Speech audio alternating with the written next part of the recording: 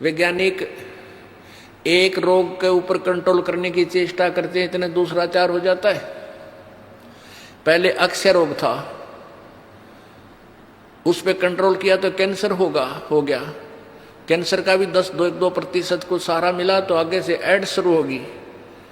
और तेरा गजब, एक तो एक आगे नई बीमारियां, किसी का कोड लग गया, किसी का किसी प्रकार की तकलीफ, किसी का बेटा मर गया, किसी का पूरा परिवार नष्ट हो गया। अब कलयुग में इसलिए परमात्मा ने कहा था कि मैं अपने बच्चों को कलयुग में संभालूंगा, कि कलयुग में पिछले तो पुण्य आपके पास रहेंगे नहीं, प्रारब्ध में बहुत कम पुण्य आएंगे तुम्हारे हिस्से में और दुख होंगे गणे।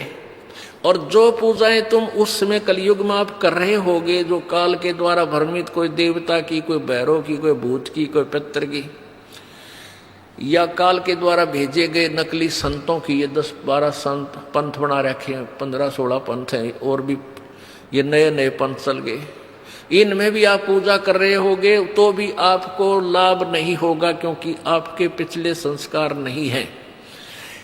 तो उस समय परमेश्वर ने कहा था कि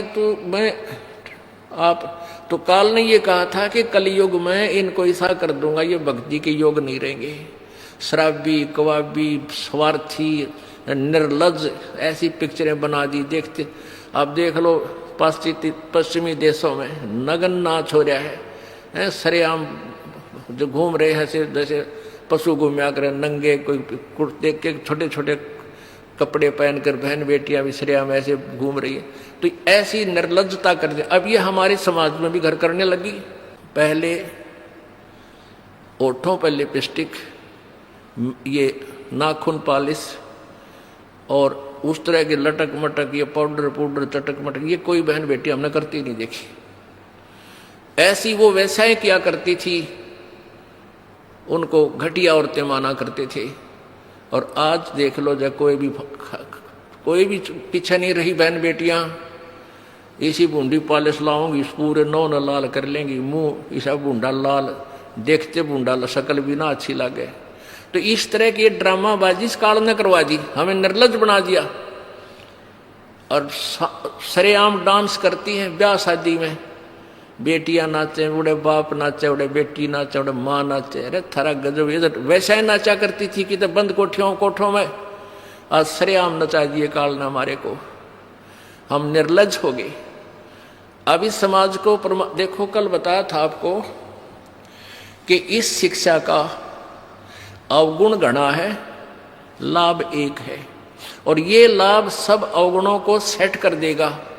कि अवगुण ये है कि निर्लज्जता, चातुरता, हम एक दूसरे के जो है ना प्रिय नहीं रहे, अपनी चतुरता के कारण काग बन गए। काग क्या करता है कि जैसे कौवा होता है, गधे की चोंच, कमर टूटी होती है और उस दुखती उस जख्म को ही दूनी चोंच मार मार कर उससे खाता है। हम इस चतुरता के कारण रिश्वत लेते हैं, किसी का काम नहीं कर अधिकारी, वो पैसा लेने के लिए उनको 100 ऑब्जेक्शन लगा कर चक्कर कटाते रहते हैं। कोई 2 का 20 बनाते हैं, सब घी में मिलावट, दूध में मिलावट, सब्जी में, हर चीज में मिलावट। कहते हैं ऐसा इंजेक्शन लगाते हैं, बेल का तोरी तड़के इतनी लंबी हो ही पावे। थारा गजब है, सिर्फ वो बेचन खातिर कि थारा पैसा, तुम्हें पैसा मिल जाए, हुकंड क्रुक। तो ये चतुरता आ गई। अब डॉक्टर लोग देख लो, सभी तो नहीं हुआ करते, लेकिन 80% इतना जुल्म करते हैं। 2 रुपये का 100 रुपये मांग ले, 200 मांग ले, कोई टाल नहीं, 500 मांग ले, 1000 गरीब आदमी से। और भी किसी स्तर में देख लो, आप कोई पीछा नहीं रह रहा। जिसका भी जहां दाव लगता है वो तुरंत डंक मार देता है। जिसके पास कोई मिलावट में रोट करने सथाना नहीं है, वो तो करेगा कहां से। तो अब इसमें अवगुण तो इतने हो गए, माया माया दिखाई देती, ना भाई दिखता, ना बाण दिखती, ना भगवान दिखाई देता। और गुण इसमें एक है इस शिक्षा में कि हम अपने सदग्रंथों को स्वयं पढ़कर भगवान पहचान लेंगे। और इस भगवान के पहचानने के उपरांत, इस ज्ञान को सुनने के बाद अपने आप ये माया की हवस नष्ट हो जाएगी। क्योंकि हमें पता चल जाएगा कि हमारे 2 नंबर के काम करने से धन नहीं जुड़ सकता, पैसा नहीं रह सकता, क्योंकि हमारे भाग्य में नहीं है, और भाग्य से ज्यादा ले लिया तो ना जाने किस प्रकार जाएगा। एक भक्त ने बताया कि मेरा इकलौता पुत्र बीमार हो गया और मैं उसके ट्रीटमेंट के लिए, पहले तो किसी ने बताया इस पर छाया है, इस पर प्रेत है, जंतर मंत्र करने वालों के पास लौटा 20-30 हज़ार रुपये वहाँ लगाए। फिर डॉक्टर लोकल हॉस्पिटलों में दिखाया, वहाँ काफ़ी पैसे लगे। फिर बताया इसके दोनों किडनी फेल होगी। All India medical institute Delhi गया, वहाँ किसी से रिश्तेदार से ले लिवा के वो गुर्दा पैसे वैसे दे के कहते उसके 3 लाख रुपए लड़के के लगे, दोनों किडनी चेंज कराई। वो किडनी तो सफल होगी, सुख की सांस ली, 3 लाख रुपये लाग गए, और 6 महीने के बाद वो इकलौता पुत्र बस एक्सीडेंट में मर गया। और तेरा गजब है, टक्कर मार मार कर रोया। उसने जब ये ज्ञान सुना कि जो तुम 2 नंबर से पैसा इकट्ठा करना चाहते हो तुम्हारे भाग्य में नहीं है, अगर ऐसा इकट्ठा कर भी लोगे तो अगर 2 लाख कर लिया तो 3 लाख रुपए तुम्हारे ना जाने किस कारण से और कहाँ से निकल जाएंगे, और वो पाप रह जाएंगे ज्यों के तो, जो आपने फिर भोगने पड़ेंगे। वो पाप यों के यूं रह जाएंगे, पैसा नहीं रहेगा जो तुम्हारे भाग्य में नहीं था, तुमने धक्के से कहीं से इकट्ठा भी कर लिया था। तो उसने फिर अपनी कथा बताई कि ऐसे ऐसे मैं बहुत जुल्मी आदमी था। अब आपके ज्ञान से आंखें खुल गई। एक 2 रुपये की रील आया करती 20-30 साल पहले, 35 साल पहले। ये कैसेट होती है टेप की, ये टेप चले थे उस टाइम, और उस पर दूसरी कंपनी जो अच्छी बिकती थी उसकी मोहर लगा देते थे और 2 रुपये के रिफल थोक के वाला आता था तोल के बाद से, और 35 रुपये की बेचा करता हुआ कैसेट। किसी और कोई खराब हो जाती धमका देता था, भाग जा, ओरिजिनल दे रखी थी बनता है। तो आज मेरे साथ ठीक बनी, और थोड़ी सजा है मुझको आपके ज्ञान से पता लग गया, मेरे जैसे दुष्ट को तो और सजा चाहिए थी। तो पुण्यात्माओं, इस ज्ञान से इस माया की हवस को तो खत्म कर देंगे, निर्लज्जता भी खत्म हो जाएगी। हमारी बहन बेटियों देख लो यहाँ पर किस प्रकार आती हैं, एक देवी आया करती हैं ऐसे, ना कोई फंड करती, अपना सीधे साधे कपड़े पहन कर जो एक आम सभ्य समाज में होना चाहिए ऐसा इनका व्यवहार हो गया है। और जाके देख लो कितने शहरा में कार्टून बने अंडे हैं लड़कियां। तो पुण्यात्मा इसको सेट कर देंगे, लेकिन ज्ञान इस शिक्षा की आवश्यकता इसलिए थी कि हम अपने सदग्रंथों को समझकर उस भगवान को पहचान लेंगे, ये अति आवश्यक था। तो परमात्मा कबीर जी ने ये शिक्षा अब सार्वजनिक करनी पड़ी।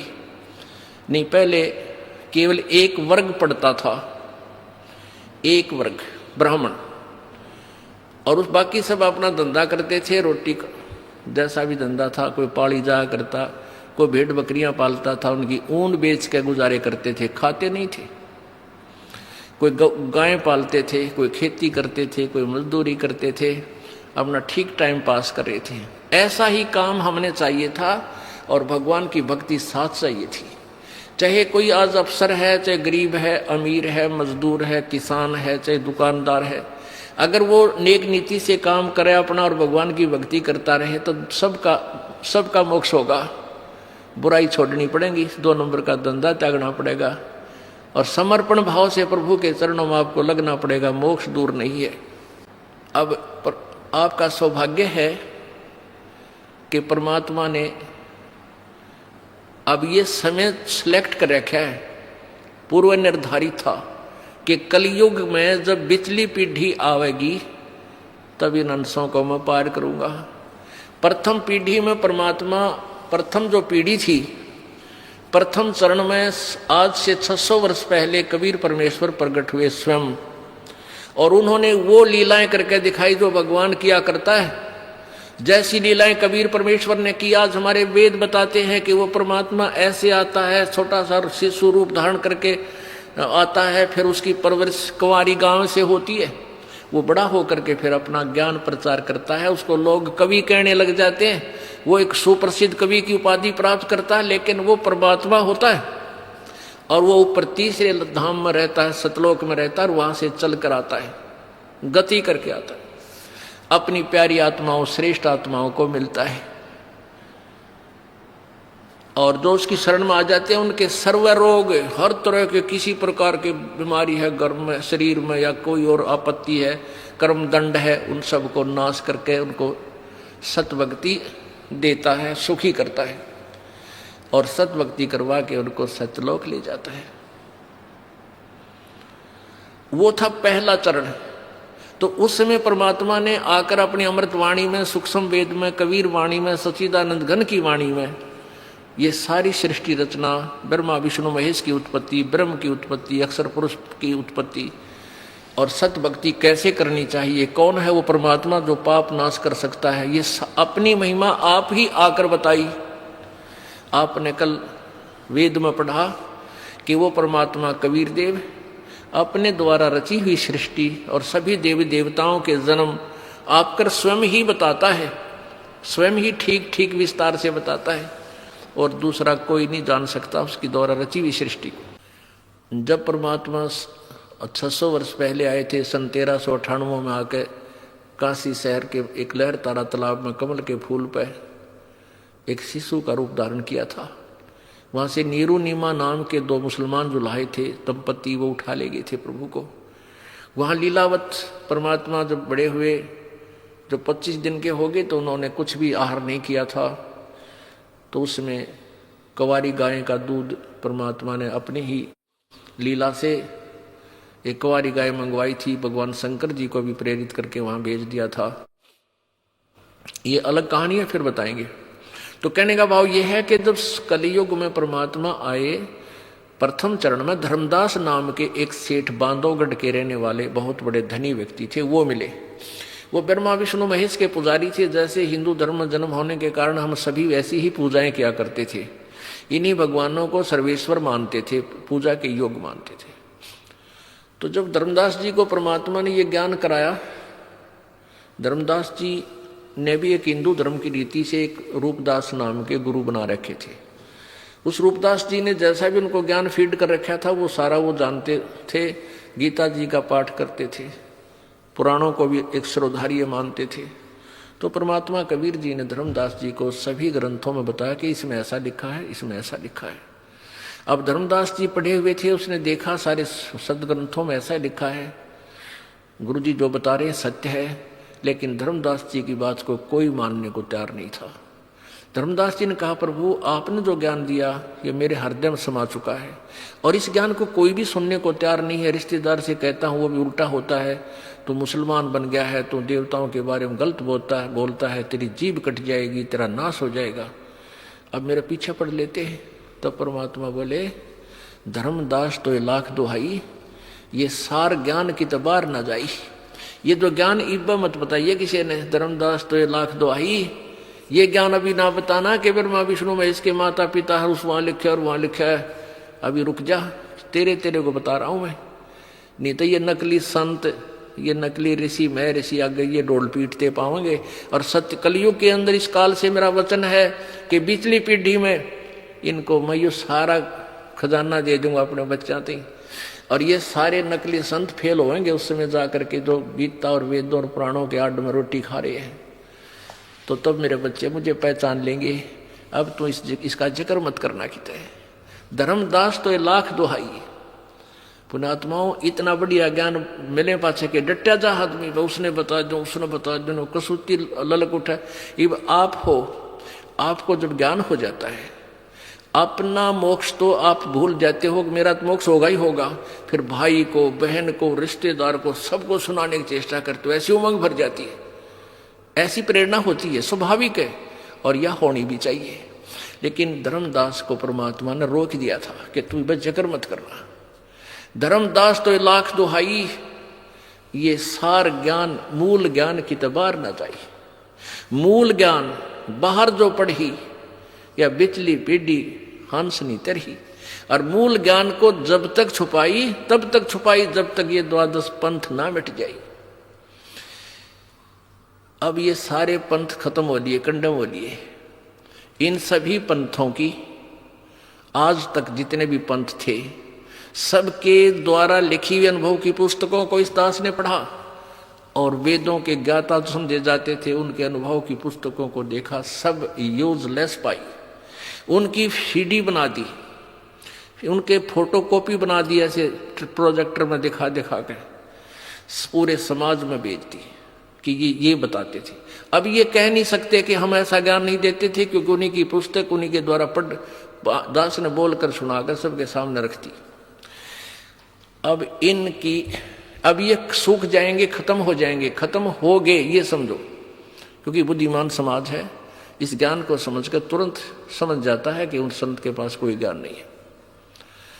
अब ये सभी पंथ नष्ट हो जाएंगे। कैसे होंगे? धीरे धीरे, थोड़ा समय लगता है, लेकिन हो जाएंगे। जैसे पहले हम छोटे छोटे थे, वर्षा के दिनों में कहीं खेतों में, किसान के घर जन्म था इस दास का, तो खेतों में जैसे किसी ने आम खाया और फेंक दी गुठली, वो वर्षा ऋतु में फिर वो उग आते थे, वो कहीं किले के बीच में, कहीं कहीं पर ऐसे छोटे छोटे पौधे फूट उगाते थे।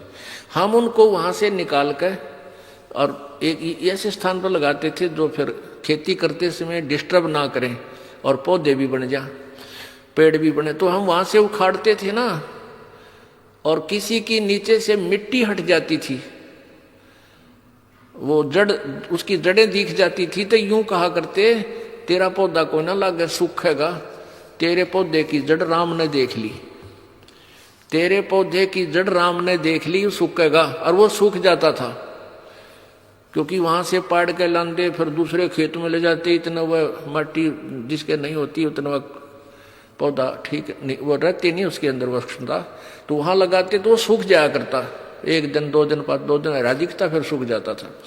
तो अब इन सभी पंथों की जड़ राम को दिखा दी, परमात्मा को ने, इस दास ने इनकी जड़ दिखा दी समाज को कि इनके पास ये धन था, तुमने मूर्ख बना रहे थे, ना कोई भक्ति का पता, ना ज्ञान का पता, ना कोई इनके पास मंत्र सही, ये आपको काल के जाल में फंसाएंगे। तो अब ये परमात्मा ने कहा था कि धर्मदास तो 1,00,000 दुहाई, ये सार ज्ञान, ये मूल ज्ञान की तबार ना जाई। और फिर ये कहा था कि मैंने तेरे को ये सारे मंत्र दे दिए, ये तीनों मंत्र दे दिए थे धर्मदास जी को परमात्मा ने, ओम, तत् और सत। तत् भी सांकेतिक है और सत भी सांकेतिक है। अब परमात्मा ने कहा था कि ठीक है, इस ओम और तत् जो दूसरा मंत्र है, ये तो तू डिक्लेयर कर भी सकता है, लेकिन सार शब्द जो तीसरा मंत्र है, जो सत शब्द है, जो सत तीसरा नाम है, उसके विषय में तू जिक्र मत करिए, किसी को मत बताना। धर्मदास तो 1,00,000 दुहाई, ये सार शब्द की तबार न जाई, सार शब्द बार जो पढ़ी, बिचली पीढ़ी हंस नहीं तरी। अब आज तक इस पूरी पृथ्वी पर ये 2 मंत्र का जाप तो सार्वजनिक पहले भी हो चुका था इस गरीबदास पंथ में। कबीर जी ने भी अपनी वाणी में लिखा है, ओम और दूसरा मंत्र जो तत् है, ये दोनों मिलकर सतनाम बनता है। लेकिन इसको ना कबीरपंथी समझ सके, ना गरीबदास जी वाले समझ सके ये मंत्र क्या है, और में मंत्र देते रहे, और वो क्लियर लिखा हुआ है, लेकिन सार शब्द फिर भी गुप्त रखा है। धर्मदास तो 1,00,000 दुहाई, ये सार शब्द की दबार न जाही, इस सार शब्द के बारे में केवल इस दास को अधिकार है आपको देने का, इससे पहले किसी को अधिकार नहीं था। और अब ये सारे आपको सब मंत्र मिलेंगे, आपका मोक्ष होगा।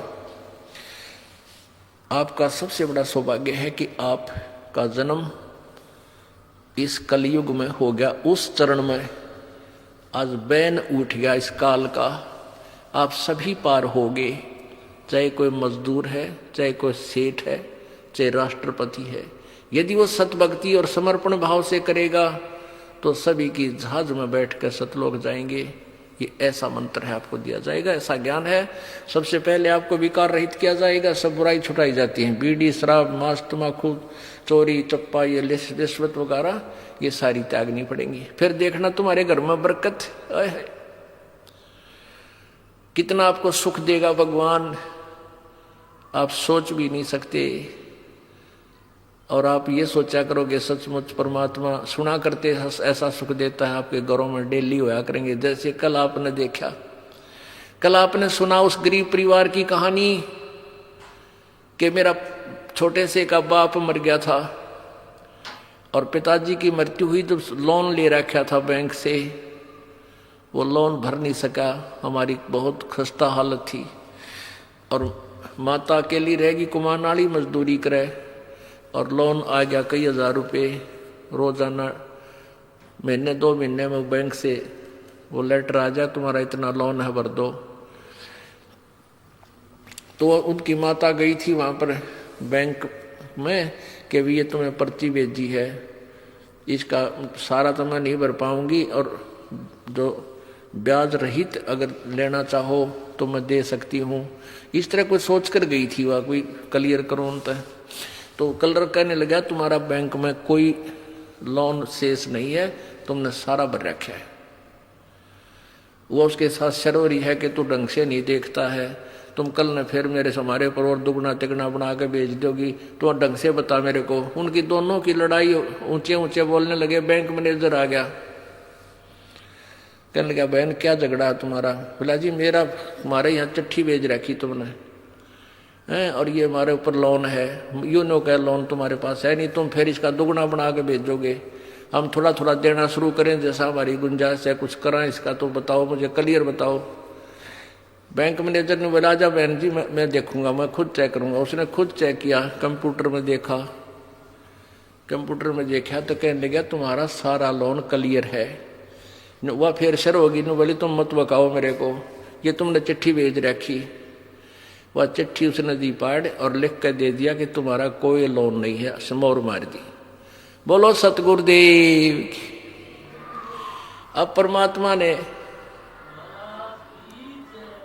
परमात्मा ने कैसी रजा करी, उनके अकाउंट तो लोन ने खत्म कर दिया, उनके अकाउंट में नहीं तो वो उनका ऊपर पड़ाव कलर का बेचारा गए, मान लिया वो लिख के भी दे देते थे, तो उनके उस खाचा में सारा खत्म कर दिया। और परमात्मा ने के लागे देरी, वो घर भर दे परमात्मा आपका पैसे से, ये सत्कर मान लेना। ऐसे भक्त हमारे को बताते हैं जी मेरे एक बार 5,000 रुपये बढ़ गए, इतने पैसे धरे थे 3 बार गिन के गरीब आदमी, और 5,000 रुपये बड़े पाए।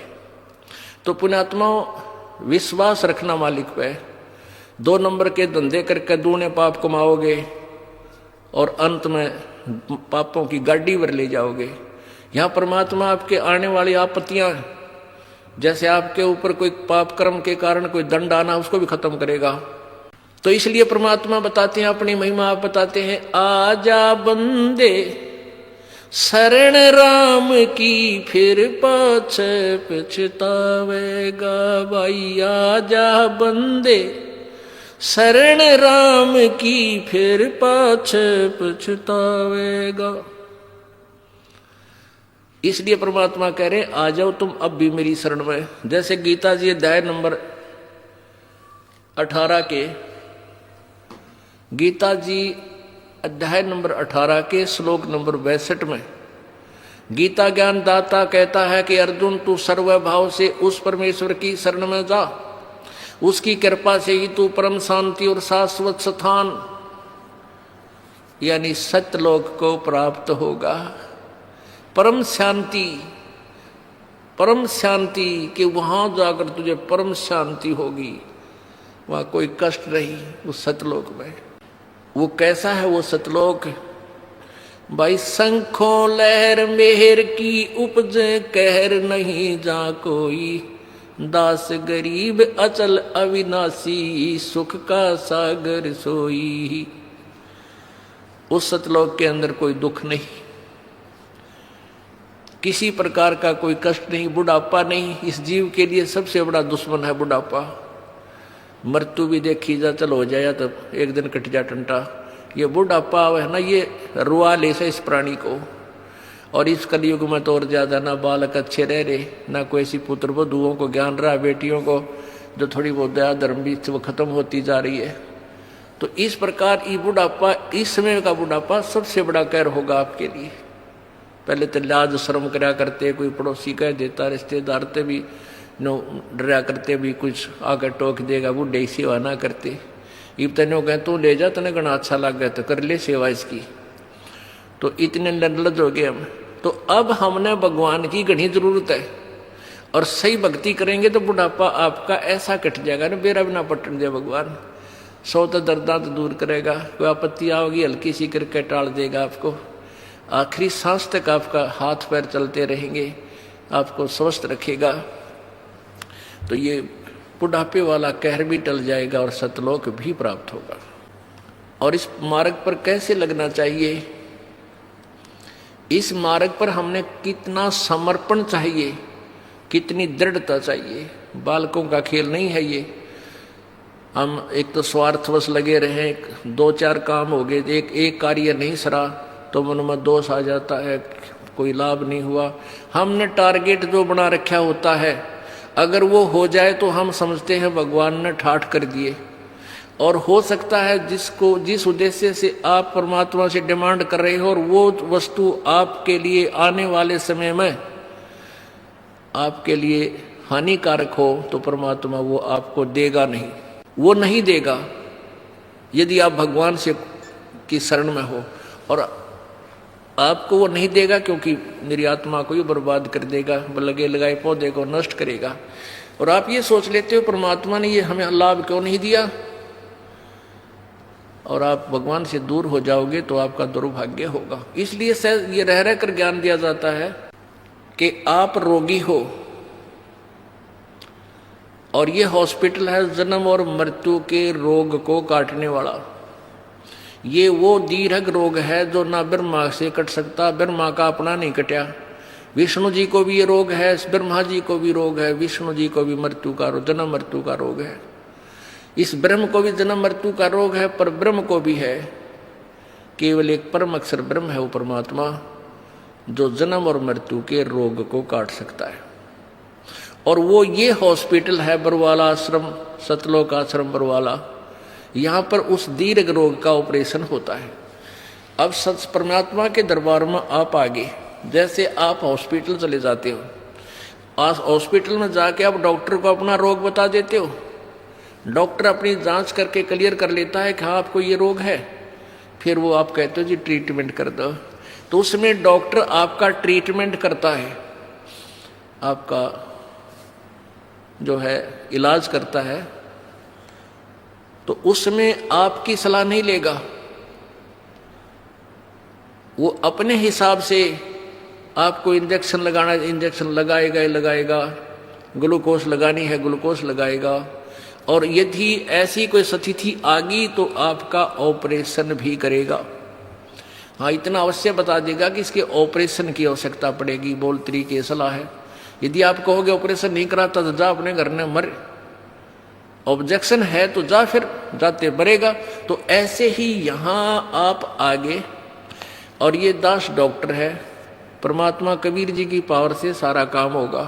तो आपको जैसा भी कुछ मिले, जैसा भी मालिक रखे, आपको नो ऑब्जेक्शन होना चाहिए। यानी जो रखे तो ही रहो मेरा के सारा, खाने जाद खरीद हो गुलाम तुम्हारा। परमात्मा जैसे भी आपको रखे, अब चाहे आपको ये दिखे कि हमारे ये हानि होगी, नहीं, हानि नहीं, ना जाने के बड़ा कहर टाल दिया आपका, आप नहीं सोच सकते, आप बालक हो। एक 2000 10,000 रुपये की हानि में आपका 10 लाख का नुकसान भी टाल देगा परमात्मा। और आप ये सोचोगे कि हमें ये हानि नहीं होनी चाहिए थी, हमने नाम भी ले रखा है, तो ये आपकी गलती है। पुण्यात्माओं, परमात्मा कबीर देव जो है ये हमारे पाप कर्मों का नाश कर देता है। अब जैसे आप सोचते हो कि भी हमें ये हानि नहीं होनी चाहिए थी, हमें ये नहीं होना चाहिए था, तो फिर आप इस भक्ति का लाभ प्राप्त नहीं कर सकते। जैसे आप यहाँ आए हो, आपको 1 2 3 लाभ तो परमात्मा कबीर जी अपने कोटे मत देगा, ऐसा लाभ देगा आप सोच भी नहीं सकते कि मुझे ऐसा सुख हो गया भगवान हे परमात्मा।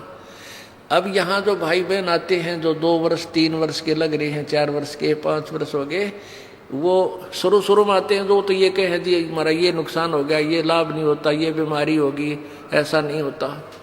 2 वर्ष के बाद जो सच्चे दिल तो लगते हैं, नाम खंड नहीं करते, 2 वर्ष के बाद उनके पास जुबान नहीं रहती, हमके मांगा भगवान तो बिना मांगे देने लग जाता है, इतना सुख दे देगा आपको। अब वो जो नए नए आते हो तो अपने दुख बताते हैं, और उनको, क्योंकि आपके पिछले पुण्य नहीं थे, बैटरी चार्ज नहीं थी, तभी तो आपको दुख हुआ, आपके प्रारब्ध में वो पाप थे।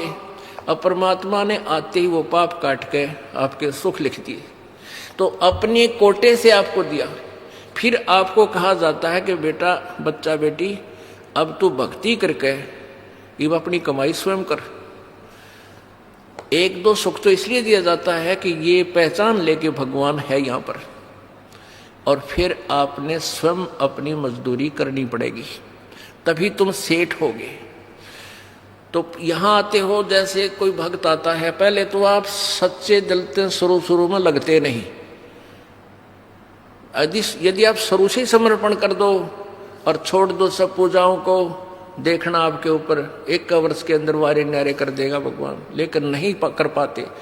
उसके लिए काल ने हमें कैसे बांध रखा है, जैसे एक परिवार में एक आदमी नाम ले लिया एक व्यक्ति ने, और 5 व्यक्ति अनुपासना करने वाले, तो आपके नियम को वो खंड करवा देते हैं, और फिर आपको हानि होनी बराबर रह जाती है, वो लाभ पूरा नहीं मिलता। फिर आपको समझाया जाता है, दृढ़ किया जाता है कि ये पूजा मत कर, अनुपासना नहीं करनी है। परमात्मा कबीर जी कहते हैं, 100 वर्ष तक सतगुरु पूजा, एक दिन अनुपासी, वो अपराधी आत्मा फिर पड़े काल की फांसी। 100 वर्ष आपने साधना कर रखी है, परमात्मा की साधना, सत्य साधना, एक दिन अनुपासना कर ली, अन्य देवी देवता या क्रियाक्रम कर दिया, तो तेरा सारा नष्ट हो जाएगा। वो अपराधी आत्मा फिर पड़े काल की फांसी, यानी वो पिछला किया हुआ नष्ट नहीं होगा, लेकिन काल के जाल में फंस गया, नाम टूट गया, और काल फिर तेरे पिछले पुण्य के आधार पर तुझे नचाएगा, स्वर्ग में देवता बना देगा, ब्रह्मा विष्णु महेश बना देगा, पदवी दे देगा, फिर आपकी मलाई जो बैटरी डिस्चार्ज हो जाएगी, फिर गधे की योनि दे देगा, यानी काल की फांसी में फिर रह गया। तो ये साधनाएं आपने जो हम बताते हैं, शुरू में ही प्रारंभ से ही दृढ़ निश्चय करके आओ, और सब आप अनुपासना को और सब मर्यादा जो आप हमारे नियम को भंग करती हैं, इनको तुरंत त्याग दो, और फिर देखना। अब जैसे कोई भक्त आता है, अनजान जो ज्ञान नहीं समझ रहे, वो कहते हैं जी मेरे को ना 4 महीने हो गए नाम लिए ने, मेरे को 10 महीने हो गए और मुझे कोई लाभ नहीं हो पा रहा, मैंने पाठ भी करा दिया, ज्योत भी बोल दी। उसके 2 कारण हो सकते हैं। एक तो ये है कि आपने बीच में कोई नाम खंड किया हुआ है, या आपका नाम खंडित है।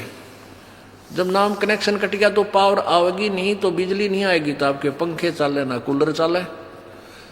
दूसरा ये कारण हो सकता है कि आप जैसे सर्दियों के मौसम में आपने स्वेटर भी पहन रखी है, जूते भी पहन रखे, और फिर भी आपको सर्दी लग रही है,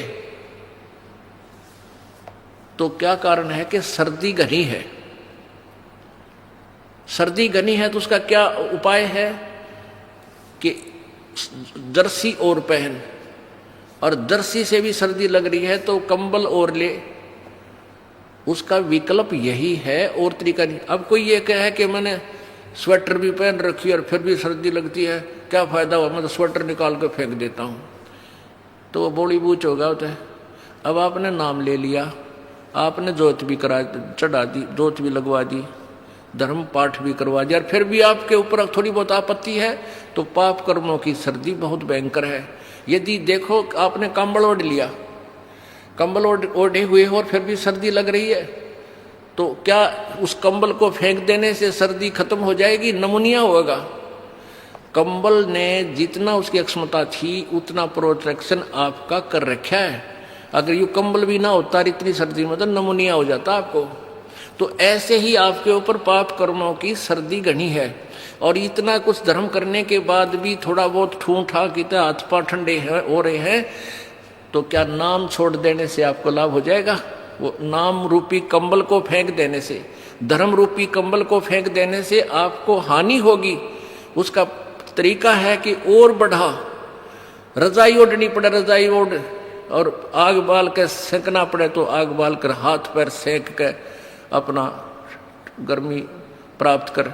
तो ऐसे ही इसी तरह धर्म और बढ़ा, पुण्य बढ़ा, पाठ और कर, जोत चढ़ा, जैसे एक टेबलेट ते पेट का दर्द ठीक ना हुआ 2 ले, एक दिन बना हुआ तो लगातार 1-1 महीने भी गोलियां खानी पड़ जाती है जब वो इलाज होगा उसी तरीके से।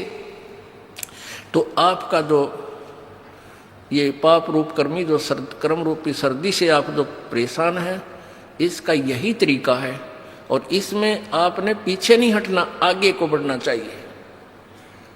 और जिनके ये परमात्मा की खटक लग जाती है उनकी क्या स्थिति होती है। लागी का मार्ग और है लगे चोट काल जा करके, लगे चोट काल जा करके, लगे चोट काल जा करके ला।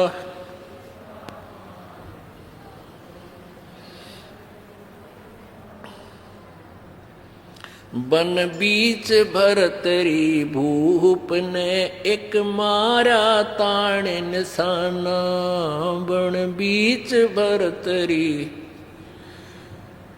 मारा ताण निशाना। कोई घड़ी सदी थी आवन की साधु का हो गया आना, कोई घड़ी सदी थी आवन की साधु का हो गया आना। कोई मुआ मर्ग जवा दियो नत तारे धरो न बाणा, कोई मुआ मर्ग जवा दियो नत तारे धरो न बाणा। जिंदा कर दिया डोर था शिष बना परीक्षा करके, शिष बना परीक्षा करके, शिष बना परीक्षा करके। लागी का मार्ग और है लगे चोट काल जा करके, लगे चोट काल जा करके। लागी का मार्ग और है लगे चोट काल जा। गोपी चंद योगी हो गए जिन ले लिया भगमा बाणा, गोपी चंद योगी हो गए जिन ले लिया भगमा बाणा। गुरु महल जनान भेज थे भिक्षा का भोजन लाना, गुरु महल जनान भेजते डोडी पे अलख जगाना। भोजन 36 छोड़ के भिक्षा का भोजन खाना, व्यंजन 36 त्याग के भिक्षा का भोजन खाना। तन पड़ गया कमजोर था ना खाया उदर भर के, ना खाया उदर भर के, ना खाया उदर भर के। लागी का मार्ग और है लग चोट काल जा करके, लग चोट काल जा करके। लग लागी का मार्ग और है लग चोट काल जा करके।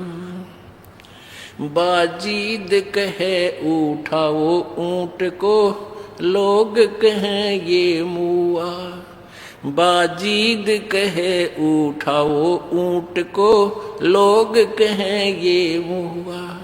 उठन आली चीज रही ना गया ओड सलानी सुआ, वा उठन वाली चीज रही ना गया ओड सलानी सुआ। कुछ नक्सक बिगड़ा है नहीं बाजीदा अचरज हुआ, कुछ नक्सक बिगड़ा है नहीं बाजीदा अचरज हुआ। जिन किया अचंबा गोर है राज तजा काल से डर के, तजा राज काल से डर के, तजा राज काल से डर के। लागी का लग चोट काल जा करके लागी का। सुल्तानी मगन बैराग में जिन तज दिया बलख बुखारा। सुल्तानी मगन बैराग में जिन तज दिया बलख बुखारा। कदे पालकिया में चालते अज ठालिया गुदड़ बारा। कदे पालकिया में चालते अज उठा लिया गुदड़ बारा। सब संगी छोड़ी रोवती रोवे था कुण बासारा। सब संगी छोड़ी रोवती रोवे था कुण बासारा। वहाँ शोर मचारण वास में ना देखा पीछा फिर के। ना देखा पीछा फिर के। ना देखा पीछा फिर के लागी का मार्ग। लग चोट काल जा करके। लग चोट काल जा करके लागी का।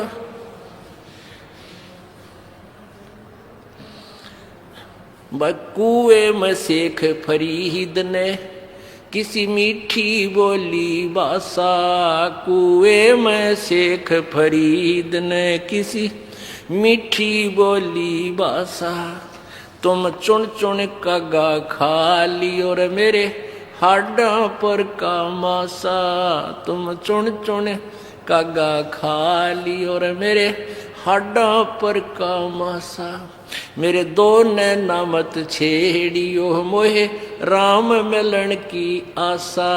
मेरे दो नैना मत छेड़ियो मोहे राम मिलन की आशा। जिन करी तपस्या गोर थी वो होए आश्रय हर के। वो होए आश्रय हर के। वो होए आश्रय हर के लागी का मार्ग। लग चोट काल जा करके। लग चोट काल जा करके लागी का।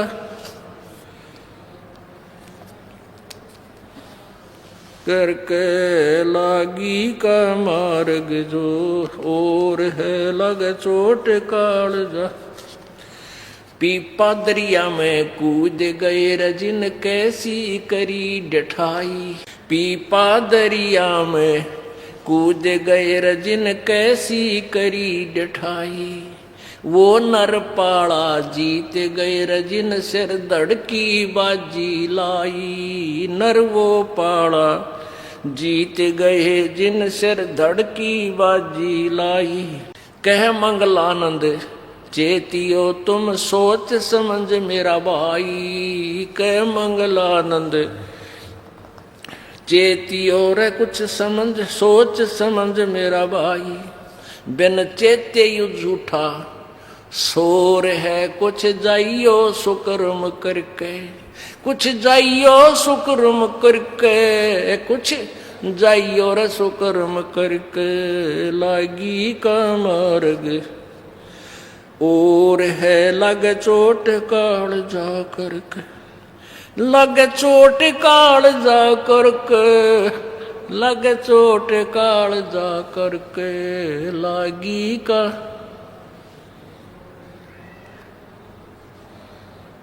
सत साही। अब इस ये शब्द किसी भक्त अन्य उपासक जो था उसका बनाया हुआ है। फिर भी कथा कहानी जिसने भी जो जिस सत्र की भक्ति कर रहा है प्रेरणा इन्हीं महापुरुषों से मिलती है जिन्होंने परमात्मा पाने के लिए समर्पण किया। और परमात्मा उन्हीं को मिला है जिन्होंने तन मन शीश उस परमात्मा को तन मन धन सब तेरा और तेरा तुझको अर्पण के लागे मेरा। अब तो आप आते हो माया मांगने और एक दिन ऐसा दिखा दूंगा आप नो ऐसे लिया करोगे भर भर का जेब। आप मालिक के दरबार में उस देन आया करोगे लेन नहीं।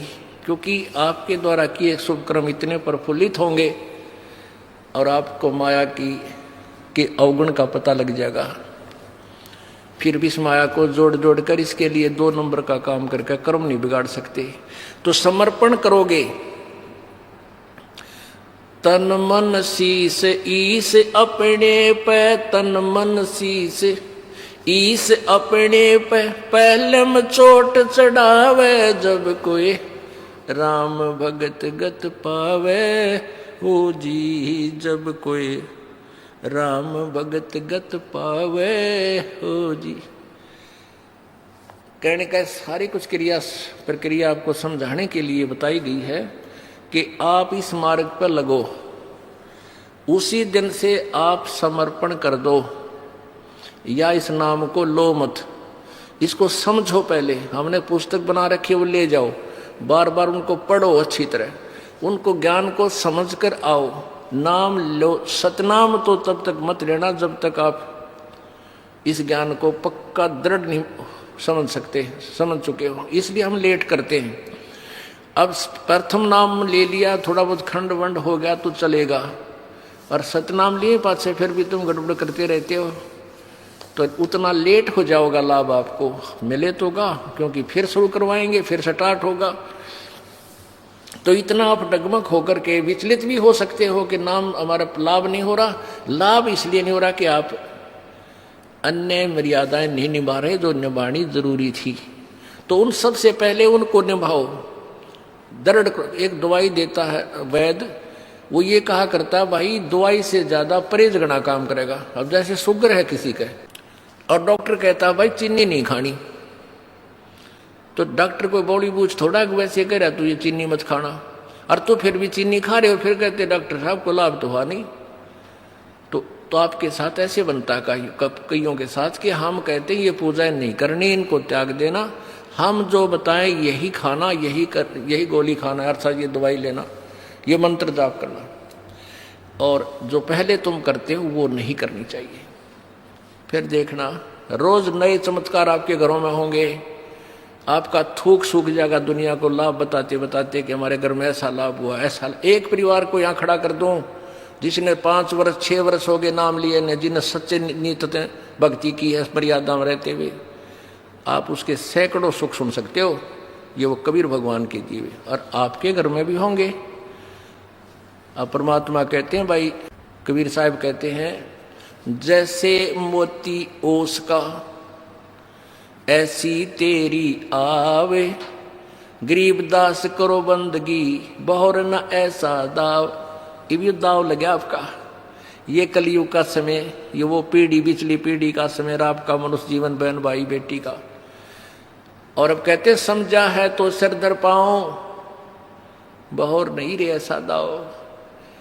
ये समय मनुष्य जीवन और ये दास तत्वदर्शी संत परमात्मा कबीर जी का भेजा हुआ, ये सारे नंबर कदे कदे मिला करे। अरीब जो पाछा रह गया, अब भी कोई नहीं पार हुआ, तो उसके साथ नालायक नहीं धरती पे। बोलो सतगुरुदेव। परम पिता परमेश्वर सर्वशक्तिमान सर्व सृष्टि रचनहार, बंदी छोड़ कबीर साहब, कबीर देव, अल्लाहू अकबर, ये वो परमेश्वर है जिसने सर्व ब्रह्मांडों की रचना की, जो हम सब का मालिक है, हम सब का वो पिता है। ये वो परमात्मा है जो बनारस में, काशी शहर में, भारतवर्ष की पवित्र भूमि पर काशी शहर के अंदर एक लहर तारा नामक तालाब के अंदर विकसित कमल के फूल के ऊपर एक नवजात शिशु धारण करके वो परमात्मा प्रकट हुए। वो परमात्मा अपने सतलोक से चलकर यहाँ आते हैं, अपनी प्यारी आत्माओं को, श्रेष्ठ आत्माओं को, दृढ़ भक्तों को आकर मिलते हैं, और इस काल के द्वारा फैलाए गए अज्ञान को समाप्त करने के लिए उन अपनी प्यारी आत्माओं को अपने द्वारा रची हुई सृष्टि तथा संपूर्ण आध्यात्मिक तत्व ज्ञान से परिचित कराते हैं।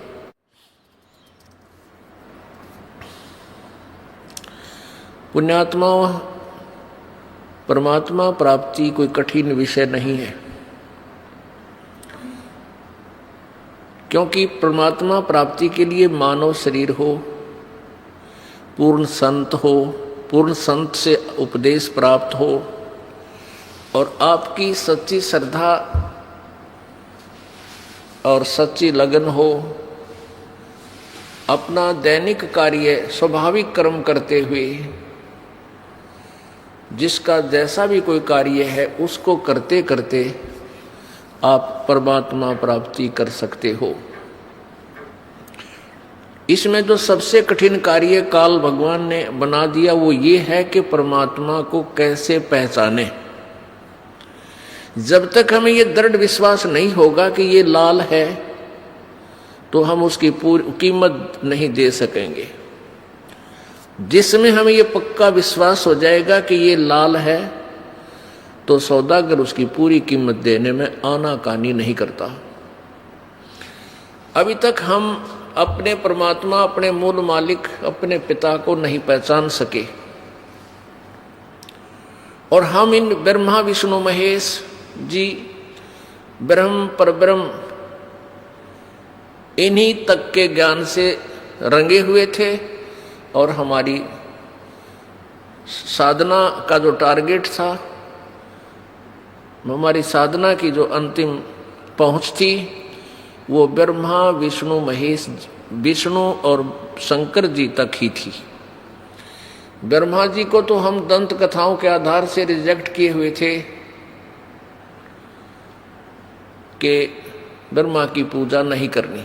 ऐसा नहीं है, ये भी गलत बात है।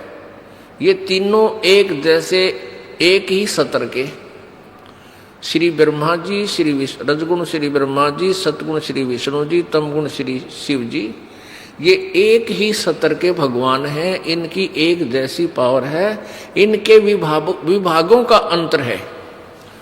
जैसे यहाँ विभाग है, जैसे कोई होम मिनिस्टर है तो गृह मंत्री का महत्व ज्यादा है। प्रत्येक व्यक्ति गृह मंत्री को ज्यादा महत्व देता है और दूसरा कोई वित्त मंत्री है या कोई उद्योग मंत्री है तो उनको ज्यादा महत्व देते हैं। और एक सैर सपाटा मंत्री हो तो उसकी तरफ विशेष ध्यान नहीं होता, वो उसको हम विशेष महत्व नहीं देते क्योंकि उसका जनसाधारण से कोई लिंक नहीं होता, ना कोई बेनिफिट विशेष वो दे सकता। तो ऐसे विभाग का अंतर है। श्री ब्रह्मा जी रजोगुण विभाग के मंत्री हैं, ये केवल सृष्टि जीवों से ये संतानों उत्पत्ति करवाते हैं, दैट्स ऑल। और विष्णु जी सतिथि रखते हैं और इनको कथित रूप से पालन पोषण का भी कहते हैं। ये पालन पोषण करता है, लेकिन पालन पोषण तो एक ही परमात्मा, वो पूर्ण ब्रह्म, वही करता है। और शिव जी को इसलिए पूजते हैं कि ये रिद्धि सिद्धि इसके पास है और ये एक आधा खिलौना साधक को दे देता है। फिर उसके आधार से ये सिद्ध पुरुष, नाथ, ये फिर हल्दी की गांठ प्राप्त करके पंसारी बन जाते, इसलिए इनका महत्व ज्यादा है। लेकिन अन्यथा ये तीनों भगवान एक ही सत्र की शक्ति के हैं। अब सबसे पहले हमने परमात्मा को पहचानना है। वो कौन है वो परमात्मा जो हमें पूर्ण मोक्ष दे सकता है? वो परमात्मा कहाँ से पहचाना जाएगा? उसको पहचानने के कौन से हमारे पास प्रूफ प्रमाण होने चाहिए जो हमें मान्य हो? उनमें से हम सर्वप्रथम वेदों को महत्व देते हैं। पवित्र हिंदू धर्म के अंदर वेदों का नाम सर्वोच्च है और कोई भी व्यक्ति ये कहने वाला नहीं है कि वेदों का ज्ञान गलत है।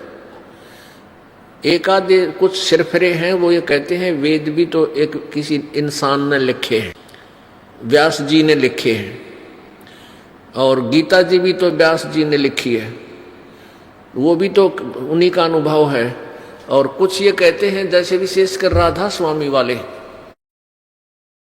राधा स्वामी पंथ वाले ये कहते हैं कि हम वेदों और गीता को नहीं मानते, वो भी तो किसी संत व्यास जी द्वारा लिखी है, उनका अनुभव है।